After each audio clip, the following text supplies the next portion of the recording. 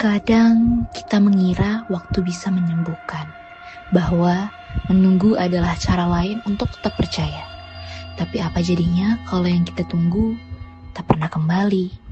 Hari ini, di Unexpected Things, kita akan mendengarkan kisah tentang seorang perempuan muda yang hilang begitu saja. Ia pernah menjanjikan pulang, tapi yang datang hanyalah kabar duka. Bertahun-tahun kemudian, nama perempuan itu Dini Serah Afrianti. Ini bukan drama, ini kisah nyata, tak selesai di berita. Gue Atika. Ada yang hilang, ada yang membungkam. Gue Zen. Ada yang harus diseret keluar dari balik nama besar. Gue Jessica. Suara korban terlalu lama ditenggelamkan. Gue Aisyah. Dini adalah seorang anak dari keluarga sederhana di Cisaat, Sukabumi. Di usia 17 tahun, dia sudah menjadi seorang ibu dan memutuskan bekerja agar bisa menghidupi anaknya yang masih kecil. Tahun 2012, ia mendapat pekerjaan sebuah perusahaan di Parung Kuda. Tak ada yang aneh, ia sempat pulang beberapa kali, tapi suatu hari menjelang gajian, Dini pamit hendak menginap di indekos temannya selama 2 hari. Mah, aku izin ya besok mau nginep di kosan temen selama 2 hari. Teh, beneran kan? Cuman 2 hari aja nginep di kos temennya. Iya, Ma. Cuma 2 hari kok. Ya udah, tapi bener ya, jangan lama-lama. Hehe. Iya, Ma. Aku janji. Tapi pamitan itu ternyata menjadi saat terakhir Dini di rumah. Dia tak pernah pulang selama 12 tahun. Awalnya ketika 1-2 pekan tak pernah pulang, keluarga sempat mencari ke perusahaan tempat Dini bekerja.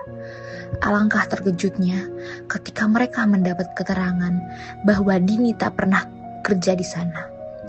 Keluarganya pun menanyai beberapa temannya mengetahui keberadaan Dini dan mendatangi Gang Ajit di Cikole, kota Sukabumi 8 km dari rumahnya, namun tak menemukan keberadaan Dini. Elsa, kamu udah tanya di perusahaan tempat Dini kerja?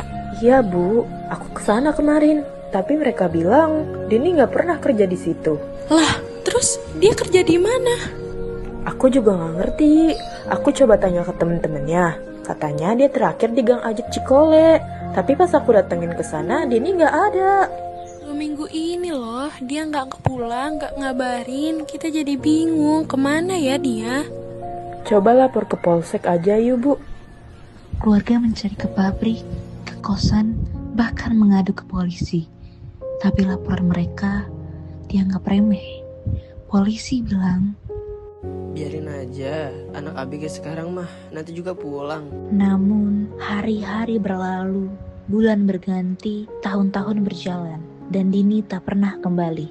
4 tahun kemudian, tahun 2016, sebuah pesan masuk dari saudaranya yang mengabarkan bahwa ia berada di Kuala Lumpur, Malaysia. Tinggal bersama bibinya, bekerja di sebuah kedai. Nanti ya, aku mudik pas lebaran. Kalau KTP udah kelar, aku pulang. Tapi janji itu tak pernah ditepati. Keluarga menunggu dari lebaran ke lebaran. Sampai akhirnya, pertengahan 2023, komunikasi Dini mulai hilang. Tak lagi aktif, tak bisa dihubungi. Dan lalu, datanglah kabar yang tak pernah diinginkan siapapun. Awal Oktober 2023, Elsa mendapat DM dari teman satu kosan Dini di Surabaya. Temannya itu mengabarkan Dini meninggal dunia akibat serangan jantung. Elsa terkejut mendengar kabar tersebut. Sebab, setahu dirinya, kakak kandungnya tak pernah memiliki riwayat sakit jantung. Lantas, Elsa mengabarkan kematian sang kakak kepada ibunya. Tidak lama dari situ, polisi Surabaya menelpon dan mengabarkan untuk segera ke RSUD Surabaya. Saya mohon, ibu tetap tenang. Kami dari pihak kepolisian ingin memberitahu bahwa anak Anda yang bernama Dini berada di rumah sakit RSUD Surabaya. Apakah ibu bisa langsung ke sini? Mama gak ada pikiran apa-apa, langsung terbang aja ke Surabaya. Waktu di sana, baru ketahuan banyak memar-memar. Mereka panik. Ternyata benar, Dini ditemukan tidak bernyawa di Surabaya. Setelah diduga mengalami kekerasan di sebuah tempat hiburan malam. Pelakunya, seorang pria bernama Gregorius Ronald Tanur, anak anggota DPR. Awalnya polisi menyebut penyebab kematian ialah lambung kronis. Tapi hasil autopsi mematahkan semua narasi awal. Menurut laporan forensik, ada luka cekikan di leher, luka akibat botol kaca, patah tulang rusuk dan lengan, bahkan bekas terlindas ban mobil.